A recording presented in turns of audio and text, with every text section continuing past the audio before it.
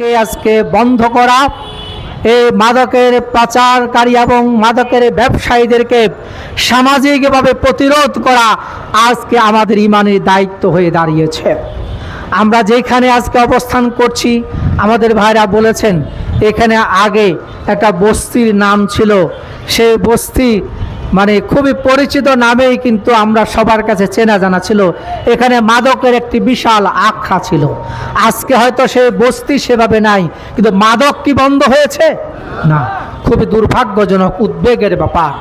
আমরা যে পরিসংখ্যান পেয়েছি, বাংলাদেশের 5% জনশক্তি, যার মধ্যে 83%, সেই 82 লক্ষ মানুষ, এবং তার মধ্যে 83% লোক হচ্ছে 17 থেকে 18 বছরের আমাদের যুবক এবং তরুণরা। সুতরাং এই মাদক নিয়ন্ত্রণ অধিদপ্তর, আইন শৃঙ্খলা বাহিনী অথবা সরকার বা প্রশাসনে কিন্তু আজকে কোনো না কোনো ক্ষেত্রে তাদের অনেকেই এই মাদকের কারবারের সাথে জড়িত রয়েছেন। তাই আমরা আজকে মাদকের বিরুদ্ধে পরিবার থেকে, সমাজ থেকে আমাদের সবার ঐক্যবদ্ধভাবে প্রতিরোধ গড়ে তোলার আহ্বান জানাচ্ছি। যারা মাদকে আসক্ত হয়ে গিয়েছেন যে কোনো কারণে, আমরা বলবো তাদেরকে ঘৃণা করার মধ্য দিয়ে আপনি তাদেরকে ধ্বংসের মুখে ঠেলে দিবেন না। যারা মাদকে আসক্ত হয়ে গিয়েছেন তাদের দায়িত্ব নিতে হবে, তাদেরকে নিরাময়ের দায়িত্ব নিতে হবে, চিকিৎসার দায়িত্ব নিতে হবে, তাদেরকে সুপথে ফিরে নিয়ে আসার দায়িত্ব নিয়ে আমরা তাদেরকে সমাজের মূল স্রোতে ভূমিকা রাখার সুযোগ তৈরি করে দেব। আমাদের আইন আছে, কিন্তু আইনের প্রয়োগ নেই। আবার সে আইনও এই মাদককে নিয়ন্ত্রণ করার জন্য যথেষ্ট নয়। তাই আমরা বলতে চাই, আজকে মাদককে যদি নিয়ন্ত্রণ করতে হয়, মাদকের হাত থেকে আমাদের যুব সমাজকে রক্ষা করতে হয়, শুধুমাত্র আইন নয়, বরং ধর্মীয় মূল্যবোধের মাধ্যমে আমাদের যুবকদেরকে সচেতন করতে হবে, তাদেরকে কোরআন হাদিসের শিক্ষায় শিক্ষিত করতে হবে। আমাদের একাডেমিক কার্যক্রমের মধ্যে ধর্মীয় শিক্ষাকে বাধ্যতামূলক যদি করে আমরা করে দিতে পারি, সেই নৈতিক দায়িত্ববোধ, মূল্যবোধই তাকে এই মাদক থেকে দূরে থাকতে সহায়তা করবে ইনশাল্লাহ। তাই রাষ্ট্রকেও আমরা সেই শিক্ষা কারিকুলামে সেই ধর্মকে অন্তর্ভুক্ত করা, বিশেষ করে আজকে আমরা যেই সিগারেট আমাদের সামনে উপস্থাপিত হয়েছে, এটাকে আমরা অনেকেই মাদক মনে করি না, অথচ এই সিগারেটের মাধ্যমে কিন্তু মাদকের সূচনা হয়। তাই আজকে আমাদের আইন আছে, প্রকাশ্যে সিগারেট যদি ধূমপান করে তার জন্য একটি শাস্তিযোগ্য অপরাধ হিসাবে শাস্তি হবে। এটা কি কার্যকর আছে? কার্যকর নেই। তা আমরা অনুরোধ করব, প্রকাশ্যে ধূমপান করা থেকে বিরত থাকুন। এই ধূমপান যারা করেন তারা শুধু নিজের ক্ষতি করেন না, বরং একজন ধূমপানকারী, তার পাশে অধূমপায়ী ব্যক্তিরাও, শিশুরাও, নারীরাও আজকে সেই ধূমপানের কারণে আক্রান্ত হন।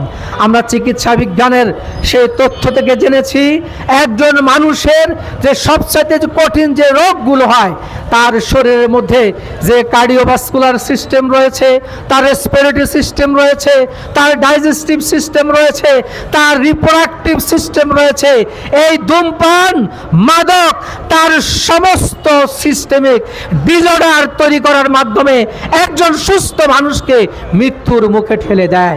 এই জন্য দেখবেন সকল এরকম বড় বড় যারা রোগে আক্রান্ত হয়েছেন, চিকিৎসক তাকে চিকিৎসার পাশাপাশি এই কথা স্পষ্ট করে লিখে দেয়, আপনি ধূমপান এবং অ্যালকোহল থেকে দূরে থাকবেন, এটা আবার নিষিদ্ধ করে দেওয়া হয়।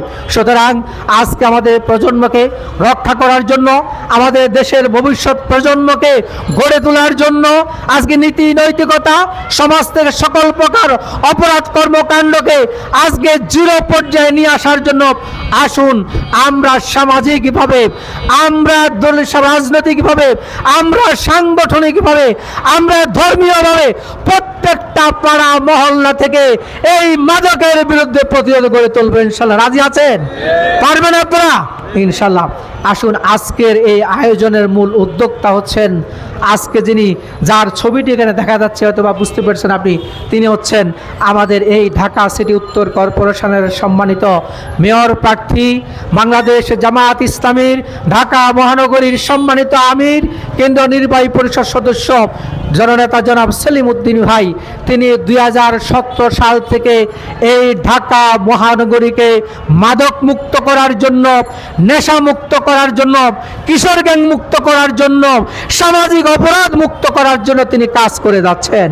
তিনি শুধুমাত্র যুবক তরুণদের জন্য নয়, বরং এই নগরীর যারা সিনিয়র সিটিজেন রয়েছেন, বয়োবৃদ্ধ মানুষ রয়েছেন, তাদের জন্য নানা রকম কর্মসূচি, সেবামূলক কার্যক্রম হাতে নিয়ে তিনি কাজ করে যাচ্ছেন। একইভাবে সেলিম উদ্দিন ভাইয়ের হাতকে শক্তিশালী করার জন্য এই আমাদের 28 নম্বর এই ওয়ার্ডে আর আব্দুল আওয়াল আজম ভাই, তিনি ওই অঞ্চলে অনেকগুলো কর্মসূচি তিনি হাতে নিয়েছেন। ইনশাল্লাহ আমরা এই সমাজ থেকে সকল প্রকার অপরাধকে নির্মূল করার জন্য, আমরা যুবকদের জন্য বিনোদনমূলক আজকে ক্রীড়া কার্যক্রমের মাধ্যমে, সাংস্কৃতিক কার্যক্রমের মাধ্যমে, উন্নত নৈতিক চর্চার মাধ্যমে যে একটি সুন্দর প্রজন্ম গড়ে তুলতে পারি, যারা জুলাই অভ্যুত্থানের মতো ফ্যাসিবাদের বিরুদ্ধে, স্বৈরতন্ত্রের বিরুদ্ধে, বাংলাদেশের বিরুদ্ধে পরিচালিত যে কোনো ষড়যন্ত্রকে রুখে দিতে পারে, আমরা সেইভাবে ভূমিকা পালন করব। ইনশাল্লাহ সেই প্রজন্ম গড়ে তুলব। আসুন সেই প্রজন্মকে গড়ে তোলার জন্য জামায়াত ইসলামের সাথে আছেন তো আপনারা? জামায়াত ইসলাম যুবক ক্রীড়া বিভাগের সাথে আছেন তো? ইনশাল্লাহ আমরা মাদককে না বলবো আর জীবনকে হা বলবো। আমরা মাদককে না বলবো, সুস্থ শরীরকে হা বলবো। আমরা মাদককে না বলবো, সুস্থ বিনোদনকে হা বলবো। আমরা অশ্লীলতাকে না বলবো, সুস্থ খেলাধুলাকে আমরা হা বলবো। আমরা এর সাথে এটাও সতর্ক করতে চাই, আজকে সারা পৃথিবী বিশ্বকাপ ফুটবলের উত্তেজনায়, উন্মাদনায় আজকে মুগ্ধ হয়ে আছেন, আছে না? দেখা যায় কিনা? কিন্তু আমরা কোনো কোনো জায়গায় দেখতে পাই এই ফুটবল উত্তেজনার পাশাপাশি, খেলা উত্তেজনা উন্মাদনার পাশাপাশি কোনো কোনো জায়গায় মাদকেরও সেখানে অনিয়মিত বা অন্যায় ব্যবহার হচ্ছে। আমরা মেহেরবানি করে আমাদের যুবকদেরকে বলবো, এই মাদক তোমাকে ধ্বংস করে ফেলবে, তোমার পিতামাতার স্বপ্নকে ধূলিসাৎ করে দেবে।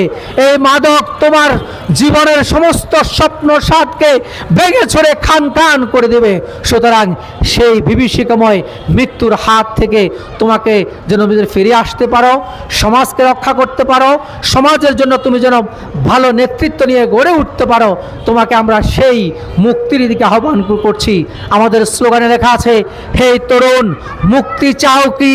আমাদের বক্তব্য এতটুকুর মধ্যে শেষ নয়, কারণ এই বক্তব্যটা এখানে ইনকমপ্লিট, অসম্পূর্ণ। মুক্তি চাও কি? মুক্তি চাই। তাহলে হোয়াট ইজ দ্য ওয়ে? পথ কোথায়, পদ্ধতি কোথায়? আমরা তার সাথে বলছি, আল কোরআন তোমাকে হাত ছানি দিয়ে রাখছে। আমরা তোমাকে সেই শাশ্বত জীবন ব্যবস্থার দিকে ডাকছি।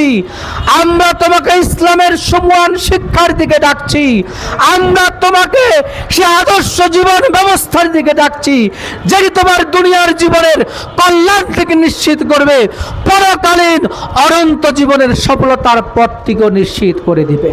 আসো সেই কোরআনের পথে, সেই হাদিসের পথে, রাসূলের শিক্ষা এবং জীবনের পথে সাহাবা আজমাইন, যুগ যুগ ইসলামী আন্দোলনের সে সকল নেতা কর্মীদেরকে তোমরা সেভাবে জীবনকে গড়ে তোলো। আমরা তোমাদেরকে সেবা আহ্বান জানিয়ে এবং আজকে যারা এখানে উপস্থিত হয়েছেন তাদেরকে আমাদের আগামীর যে কোনো কর্মসূচিতে অংশগ্রহণের উদ্যত্ত আহ্বান জানিয়ে, যারা এই কর্মসূচির উদ্যোগ নিয়েছেন তাদের প্রতি কৃতজ্ঞতা প্রকাশ করে আবারও সবাইকে ধন্যবাদ জানিয়ে আমার বক্তব্য শেষ করছি। আসসালামু আলাইকুম ওয়া রাহমাতুল্লাহ।